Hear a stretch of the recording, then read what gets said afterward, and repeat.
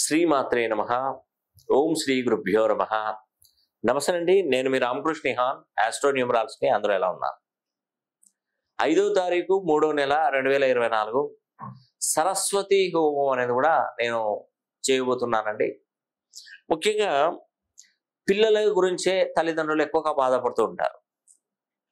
మేము ఇంత కష్టపడి పనిచేస్తున్నాము, మా పిల్లోడు చదువులో వెనకబడిపోయాడు, వాడికి 10th క్లాస్లో ఎగ్జామ్స్లో కొన్ని ఎగ్జామ్స్ తప్పాయి, వాడు కొన్ని ఫెయిల్ అయిపోయాడు ఎగ్జామ్స్, కొందరు ఇంటర్మీడియట్లో ఫెయిల్ అవుతున్నారు, కొందరు చదువుకొని కూడా చదువుకు తగ్గ ఉద్యోగం పొందలేకపోతారు, బీటెక్ చేస్తారు, ఎంబీఏ చేస్తారు. ఆ చదువుకు తగ్గ ఉద్యోగం దొరకకపోవడం తల్లిదండ్రులను చాలా బాధ గురి చేస్తుందండి. ఎందుకంటే మన ఫ్యూచర్ మన పిల్లలే, మన భవిష్యత్తు మన పిల్లలే. ఆ పిల్లలు సరిగా లేకపోతే మనం ఎంత సంపాదించినా వేస్తే, ఏం పని చేసినా కూడా అది వృధానే అయిపోతుందండి. ఎందుకంటే ఒక పూర్వ సామెత ఒకటి చెప్పారు. అది ఆ సామెత ఏంటంటే, కోటి కోసం కోటి విద్యలు. అవసరానికేనండి కోటి విద్యలు అంటే మనం చేసే తిండి గురించే. అయితే ఇక్కడ మనం ఒకటి గమనించండి, తల్లిదండ్రులు ఈ జనరేషన్లో ఏంటంటే వాళ్ళు సంపాదించేదంతా ఒకప్పుడు అంటుడో సంపాదించింది మిగిల్చేవారు.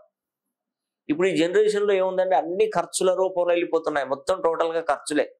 ఈరోజు అన్ని రేట్లు పెరిగిపోయాయి. ఇప్పుడు ఆ విషయం ఏంటంటే మనం సంపాదించే సంపాదన పిల్లలకు సంపాదించలేకపోతున్నాం,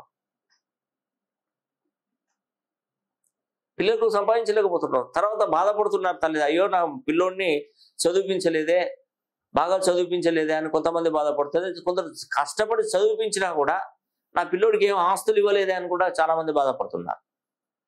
మధ్యతరగతి కుటుంబంలో పడితే కోట్ల ఆస్తులు ఉంటాయా, లక్షల ఆస్తులు ఉంటాయి. మామూలుగా సంపాదించింది అక్కడికక్కడ సరిపోయి తినడానికి సరిపోతుంది. అలా కష్టపడి కూడా పిల్లలు బాగా చదివించినటువంటి వాళ్ళు కూడా చాలా మంది ఉన్నారు.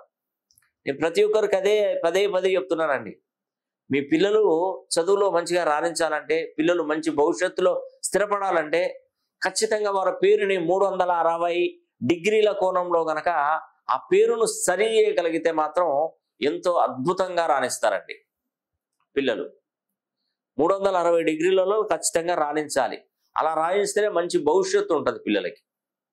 అదేవిధంగా 5వ తారీఖు 3వ నెల 2024 సరస్వతి హోమం అనేది కూడా నేను జరిపించబోతున్నాను. ఈ 5వ తారీఖు 3వ నెల ఈ సరస్వతి హోమం మీ పిల్లలకు చక్కగా చేయించండి, మంచి జరుగుతుంది. జీవితంలో ఒక్కసారి సరస్వతి హోమం జరిపించుకుంటే పిల్లలు చదువులో ఫాస్ట్గా ఉంటారు.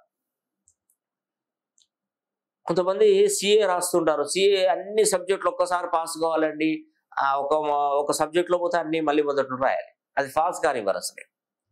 అలాంటి వాళ్ళు కూడా ఈ సరస్వతి హోమం కూడా వాళ్ళకి మంచి ఉపయోగపడుతుందండి, చాలా అద్భుతంగా ఉపయోగపడుతుంది.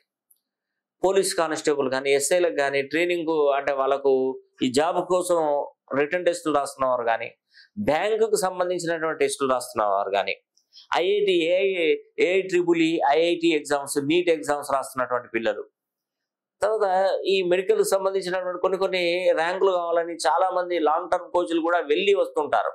కానీ వాళ్ళకి ఫలితం ఉండదు, ఎందుకంటే వాళ్ళకి సరస్వతీదేవి అనుగ్రహం లేక. ఆ సరస్వతి అనుగ్రహం పొందాలంటే సరస్వతి హోమం జరిపించుకోవాలి. అది నేను 5వ తారీఖు 3వ నెల 2024 మూలా నక్షత్ర యుక్తంగా ఈ సరస్వతి హోమాన్ని నేను తలపెట్టబోతున్నాను. మీరు చక్కగా మీ పిల్లలకి మంచి భవిష్యత్తును ఇవ్వండి ఈ హోమం ద్వారా. ఈ హోమం ద్వారా మీరు పిల్లలకి మంచి భవిష్యత్తుని ఇస్తే వాళ్ళు ఎవరి మీద ఆధారపడకుండా ఎదుగుతారండి ఖచ్చితంగా. నేను పదే ప్రతి ఒక్క తల్లిదండ్రులకు నేను వినవించుకునేది ఇదేనండి. మనం కష్టపడి పైసా పోగు చేసి పిల్లలకి మనం ఆస్తులుగా ఇస్తుంటాం. వాడు నిలుపుకోడు, వాడు ఖర్చు పెట్టుకుంటాడు, వ్యసనాల బారిన పడతాడు, రకరకాల సమస్యలతో ఇబ్బంది పడతారు.